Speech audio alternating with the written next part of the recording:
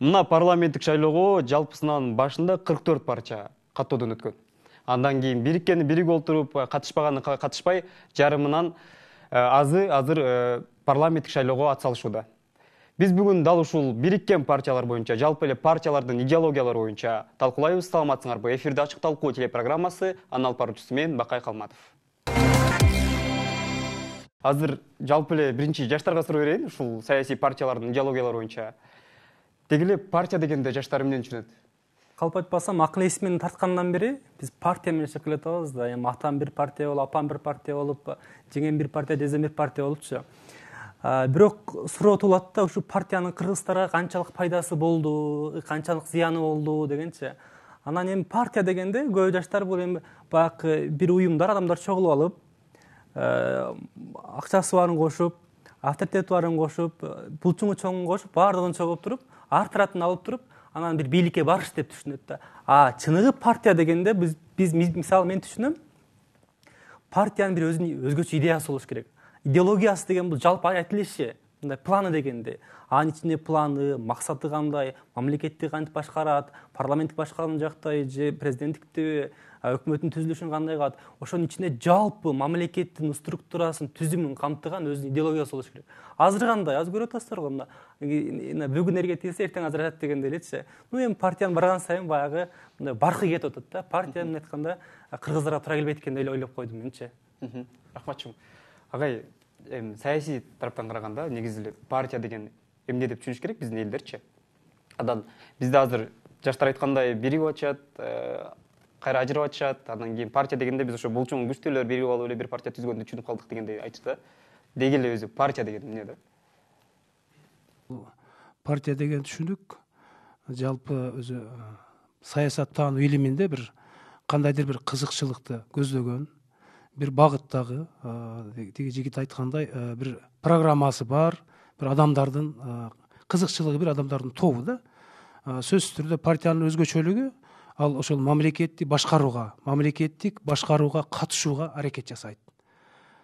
Бизде эми азыркы күндө партияларды өзүңүздөр билесиздер барыңыздар, канча партия кандай. Биз кийинкиде сөз болор, ошол идеологиясы алардын багыттары боюнча. Кыскача партия кандайдыр бир кызыкчылыктары бир максатты көздөгөн, мамлекетти башкарууга катышууну каалаган, ага катышкан адамдардын тобу. Партиялар көп, ачыгын айткандачы. Анан биздин элдер көбүнчө партиянын программасына карайбы же ошол адамдарына карап шайлайбы? Сиз эми көптөгөн шайлоолорго катышып келесиз. Бүгүн чындап эле жакшы тема экен. Тилекке каршы бүгүнкү күндө бизде көпчүлүк масса ошол партиялардын программасы, мамлекетти өнүктүрүү боюнча алардын принциптери, көздөгөн багыттары кандай, эртең алар бир Кудай насип кылып бийликке келип калса алар кантип иштеп берет деген көз караштан мурда эле бизде алардын тууган урук, анан кийин мүмкүнчүлүктөрү кандай, байлыгы кандай деген көз карашка көбүрөөк кетип калды. Бирок макал бар го, Москва бир күндө курулган эмес деп, бизде эле мамлекет катары Кыргызстан өз алдынча көз карансыз мамлекет болгонуна 30 жылдын тегереги болуп атат. Бул тарыхтын өлчөмүндө бир көзүрмем да. Баары бир биз мисалы үчүн Европадагы мамлекеттер 100 жылдап, 200 жылдап ушул жолду басып өтүп келип атат. Биз парламентаризмге келдик. Бүгүн мына өзүңүздөргө жакшы билгендей, кечээки мына бизде дүйнөлүк пандемиядан кийин элдердин көз карашы кандайдыр болсо дагы өзгөрүүгө туура келип атат. Бизди ким колдойт, кандай болот деп. Мен буну менен адамдар баары бир күн болбосо бир күн мындай тарыхый баскан этаптарда баары биздин жашообузду кандай болгонун билиш үчүн ошо партиялардын программасына эртең ал келсе колунан канчалык келет, кечээ эмне деген сөздү айтып жүрдү эле, бүгүн эмне деген сөздү айтып атат. Башка айтканда принцибин кармап келе атабы же өзгөрүп кетип калып эле эптеп эле мен ушул жерге келсем деген көз караштагы адамдар келе жатабы деген сөздү мына бүгүнкү күндө баардыгы болбосо да биздин Кыргызстандагы көпчүлүктөрү талкуу кылып ошого маани бере баштады. Бул деген сөз эртең аз-аздан болсо да жолго түшөт. Бир суроодо Элдияр мырза айтып кетти, партиялык система бизге бир аз туура эмес окшойт, туура келбейт окшойт деп атат да. Канчалык деңгээлде кошуласыз ушул суроого? Эми партиялык система бизге туура келет. Бул мен биринчиден айтып кетейин, эми дүйнөдө эң мына башкаруунун жакшы модели катары, ошо мамлекеттер өнүгүү катары бул парламентаризм. Парламенттик өлкөлөр алдыга чыгат да, мына статистика боюнча орточодон көрө калганда. Бизде эле ошол дүйнө түзгөн модель менен алдыны көздөй жылабыз. Мына ошол менен жылып кетип атабыз. Биз деле ошол багытта жаңылдык. Ошон үчүн ушу менен кетип атабыз. Бул бизге мисалы үчүн бизде мындай деген бар да. Жете өлчөп бир кез, акылдашып иш кыл деп илгери деле биздин ата бабаларда деле парламентаризм болгон. Жалпы эле суроо болсун, ушул парламентаризмди айтып кеттиңиз. Биз 10 жылдан бери ушул парламенттик системада жашап келебиз да. Канчалык деңгээлде ошол система биздин жашообузду өзгөрттү? Жаштардын ою боюнча, анан агай сиз жалпылап айтып кетсеңиз ушул система боюнча. Партиялык системаны өзгөртүш керек да. Аны кандай? Мисалы идеалдуу партия жок дейт. Мисалы мекеним Кыргызстанда биримдик болобу, Кыргызстан болобу, кайсы партия идеалдуу, кайсы партия жакшы десең эч ким айта албайт. Бирок арасында жакшы адамдар бар. Бирок ошон үчүн мажоритардык система кылсак бир мандат болуп кетет да. Бирок ошон үчүн партиянын ичиндеги адамдарга добуш бере турган кылыш керек. Мыйзамды өзгөртүш керек. Ошондо Кыргызстанда мындай адилеттүү шайлоо болот. Ал эми партияга төңкөп койсоң, мисалы башында бир жакшы жүздөрдү коюп коет экен да, аягына ошо булчуңу чоң, чөнтөк кесмелер, баш кесмелер туруп алып, мына Кыргызстанды жеп атат барган сайынчы. Ошон үчүн партиялык системаны боло турган болсо, анын системаны өзгөртүп туруп, мандаттык шайлоо ичине киргизиш керек. Адамга добуш бере турган кылчу. Менин оюмча ушундай. Мен ушу 10 жылдан берки нерсе эмес, 5 жылдан берки нерсени эле айта турган болсом, 5 жыл алкагында партиянын бизге бир жаштарды же болбосо чоң муундарды бөлүп, жарып, сен мына партиясың, сен мына партиясың, бул мына партияны колдойт экен деген түшүнүктөр жаштардын арасында жада калса мектеп окуучуларына чейин кеңири жайылып кетти да. О мектепте окуп жүргөн 5-класстын окуучусу дагы менин атам мына партияда, апам мына партияда деп айта турган болуп калды да. Мен айтат элем, бул партиялык көрүнүштү өтө эркин коюп, өтө көп көбөйүп кетиши бул бизге зыян окшойт го деп. Шайлоого кетип аткан миллиондогон акчалар, ошол шайлоого кетип аткан жаштардын күчү, деми, башка нерсеси жалпы эле ушул мамлекетти өнүктүрүш үчүн, мамлекетке бир керектүү бир нерсе куруш үчүн жумшалса абдан жакшы болмок. Рахмат. Агай, жалпылап айтсаңыз да, биз парламентаризмди кабыл алып ушул системада жашаганыбызга 10 жылдай болду. Анан ушул бүт бардыгын салыштырып айтканда, жогорку кеңешти деле, жаштарды деле, мисалы биздин жаштар көбүнчө саясатчы.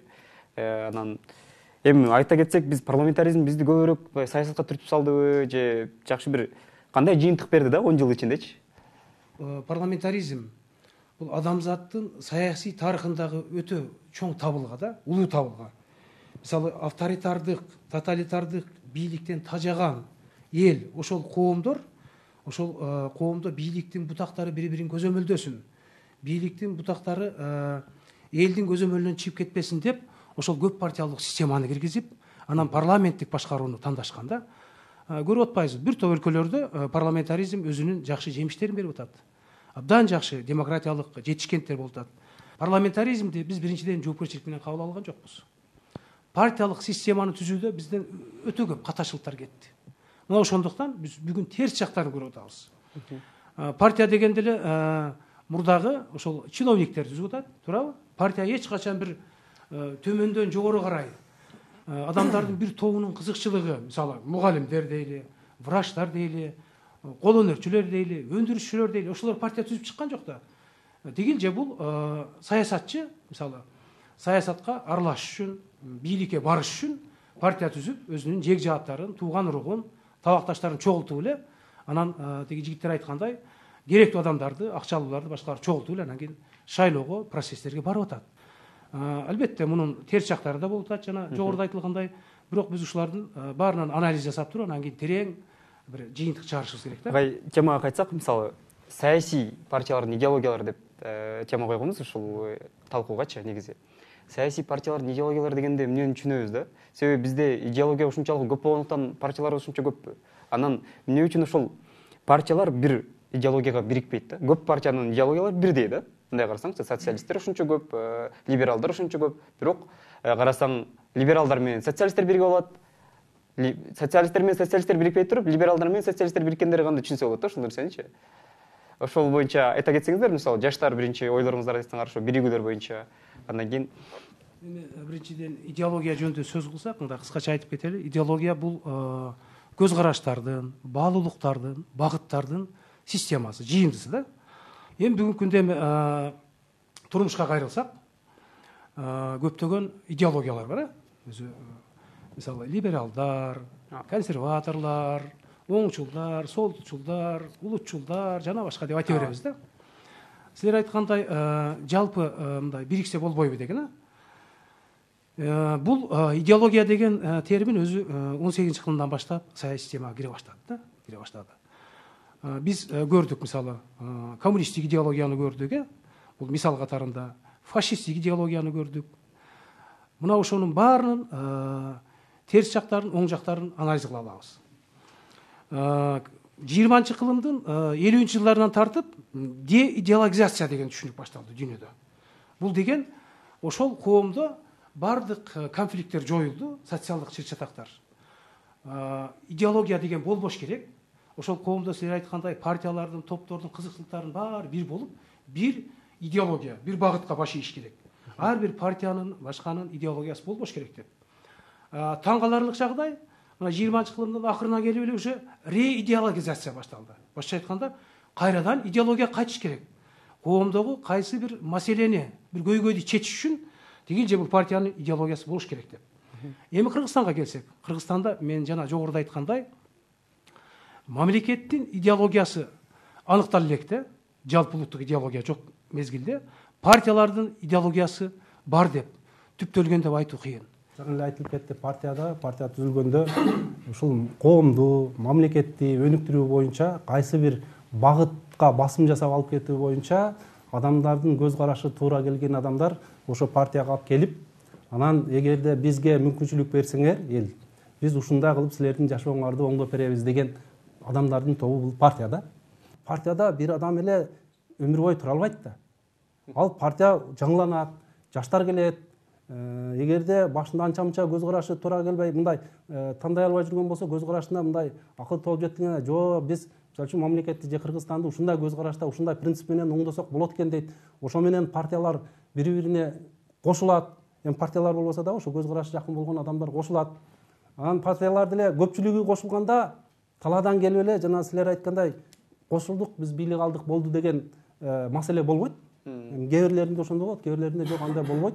Бирок салыштырып карап көрсөңөр деле болот. Кээ бир партияларда мурдакы кылган ишти, коомдогу Кыргызстанды өнүктүрүү боюнча көз караштары, карманган принциптери боюнча жакын болгон адамдар ошондой болуп келет. Эгерде андай болбой келип калган болсо, анда мына кече 2015-те келген эле партияларды карагыла, бүгүн баардыгы таркап кетип атат. Бийликке келет, келгенден кийин себеби алардын көз карашы бири-бирине туура келбейт, принциптери дал келбейт ал адамдар. Башка көз карашта, ошо менен алар кийинкиге чейин чачырап бүтөт, алдын аты да калбай калат. Ошон үчүн бизде ошол көз караштарды, принциптерди эл тандоо жасап атканда, ошону туура тандаган болсо эле адашпайт эле. Рахматчым. Жаштарга суроо берейин. Ушул саясий биригүүлөрдү партиялардынчы кандай ойлойсуңар да, силердин багыңарда? Булар айтып атат, эми ошол мурун келишпей жүрүшкөн, кийин келишип калышты. Анан агай жакшы сөз айтып кетти да, электоратын сатып алуу максатында дагы биригишет депчи. Жаштардын ою боюнча кандай? Агайдын сөзүнө кошулам, мындай эми азыр көрүп атабыз да, бир партия бүгүн төрөлүп атат, бирөөсү өлүп атат, бирөөсү жашаш үчүн мындай ар кандай жолдорго барып атат, эрге тийип көрүп атат, аял алып көрүп атат дегендейчи. Биз партиялар билебиз, азыр мисалы сиз айткан социализм, либералдар эми ачыгын атамекен менен эми либералдар берип атпайбы? Бизде партияларда агай туура айтып өттү. Чыныгы маңыз идеология бул жөн эле аталыш болуп атат да, социалдык, анан либералдар депчи. А бирок маңызы булардын эптеп болсо дагы, бардык нерсени жертва кылып болсо дагы бийликке жетиш, бийликти алып калыш болуп атат да. Алардын пикирлери, максаттары ал убактылуу нерсе.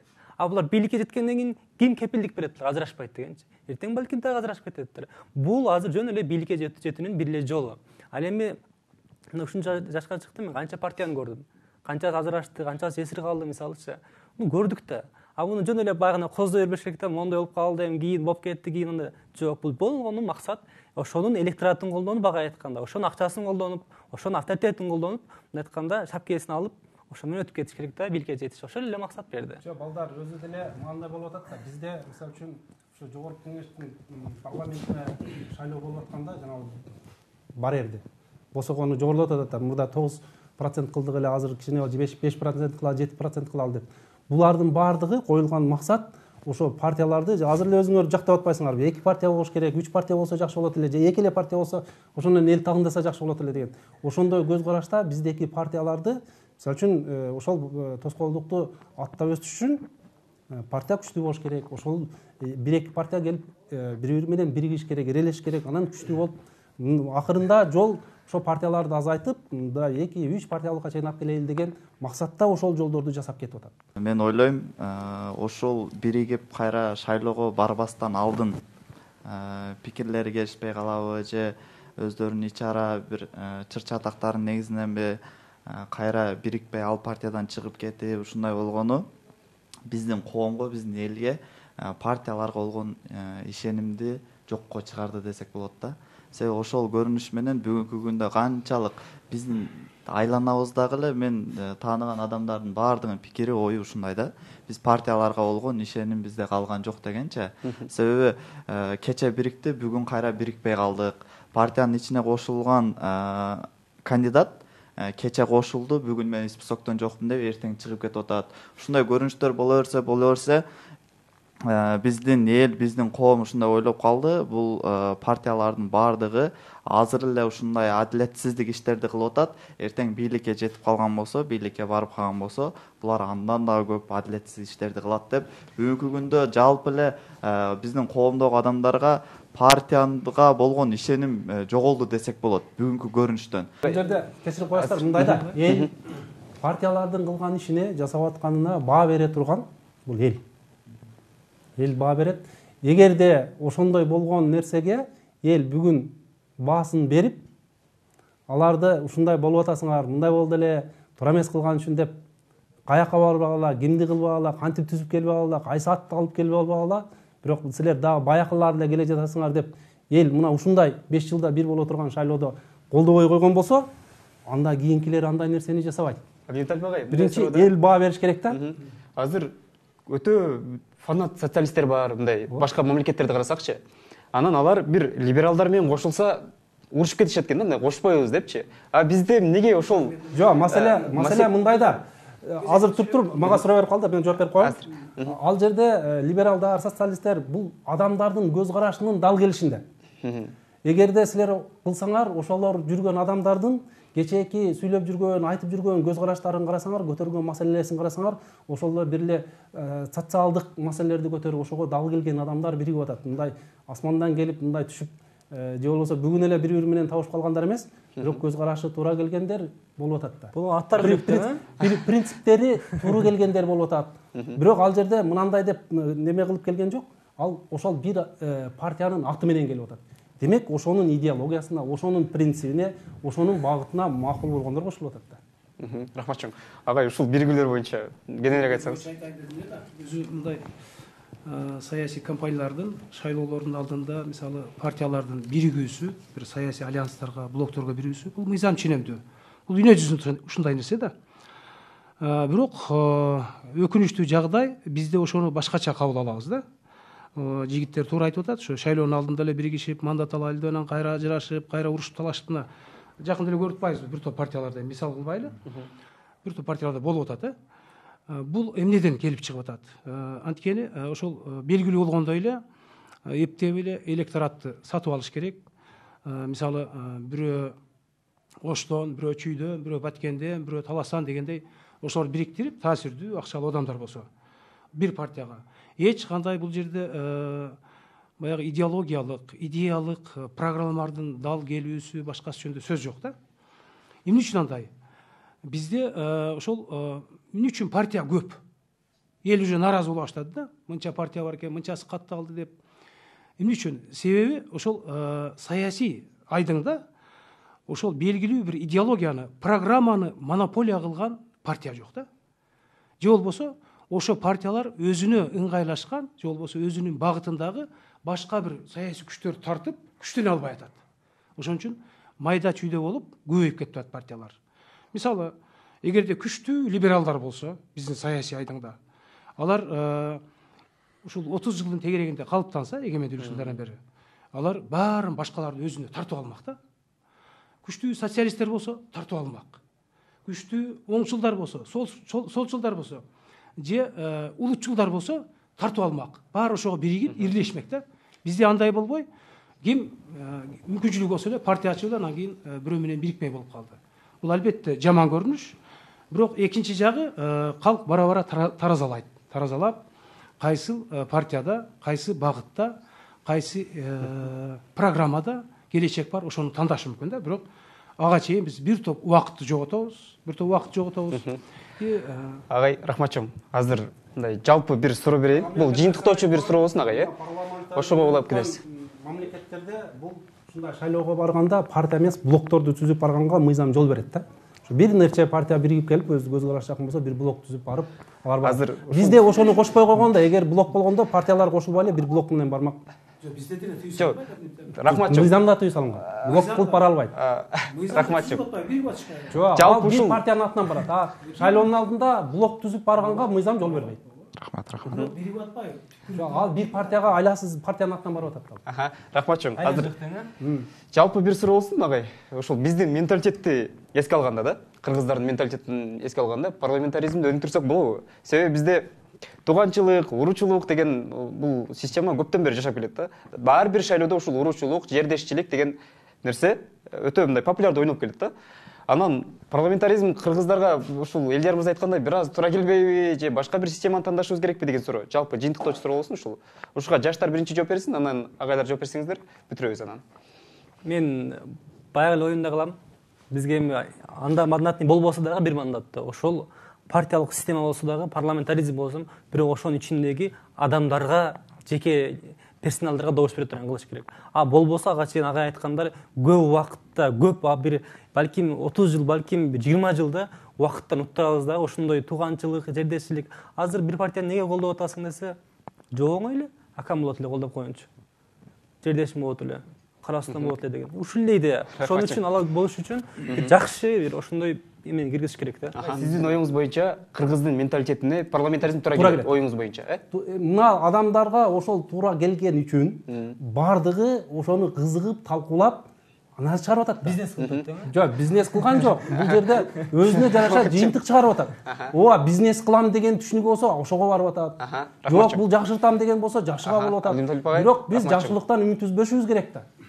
Элге азыр кечирип коесуң, элге бардыгы эле ушул жерде туруп алып ушундай айткан адамдардын бардыгы бул терс болуп атат, бул жакшы болбой атат десе, анда эл каяка барат? Бир туура жолун көрсөтүп, ушундай болот, ушуга өтөбүз, бул мындай жакшы болот десек, анда эл ошого болот да. Баарыбыз эле буза берсек, тескери айта берсек, анда жакшы жол каяктан болот? Агай, жалпы жыйынтыктап койсоңуздар ушул боюнча. Бүгүн жакшы талкуу болуп атат. Бул азыр биздин ушул жерде отурган 4-5 ортобузда эмес, жалпы коомдогу талкуу да. Бул келечек үчүн ар бир кыргыз жаранды ойлондура турган тема. Эми жанагы суроого мен айтар сөзүмдө парламентаризм бизге туура келбейт окшойт деген ушундай нерселер болуп калды да. Туура келбеген нерсе жок. Мына мисалы бизге республикалык форма правления туура келе беле. Анда башка жактан алып башкарып атпайбыз. Эмесем кыргыздар хандарга башкартып жүрбөйбүзбү? Бийликтин 3 бутакка бөлүнүшү туура келе беле бизге? Анда мурдагыдай болуштарга, байларга, бийлерге башкарып жүрбөйбүз. Туура келет. Бул замандын талабы. Жөн гана биз ошонун туура эмес жактарын алып эле бул нерседен эме алып атабыз. Парламентаризмди өнүктүрүү биринчиден бул бийлик бутактарынын милдети. Президенттен баш болуп, өкмөт, жогорку кеңеш. Азыркы мына шайлоо процессин мисалы президент баш болуп өзүнүн жеке жоопкерчилигин алыш керек. Ар бир мамлекеттик кызматкер биринчиден. Экинчиден бул жалпы калктын, ар бир жарандын биз тигил партия сатып алат, бул партия коркутат, үркүтөт дебестен, ар бир жаран өзүнүн шайлоо укугун туура пайдаланыш керек. Урматтуу телекөрүүчүлөр, биз бүгүн ушул партиялардын идеологиялары боюнча жалпы талкууладык. Ушул жакшы жагын карадык, жалпы эле парламентаризм боюнча да талкуулап өттүк. Менин оюмча ар бир телекөрүүчү ушул партия эмне деген түшүнүктү алат деп ойлойм ушул талкуудан кийин. Бизди Facebook баракчабыздан, YouTube'дан, Instagram'дан көрсөңүздөр болот. Ушуну менен биздин ачык талкуу программабыз аягына келип жетти. Кийинки талкууда көрүшкөнчө саламатта калыңыздар.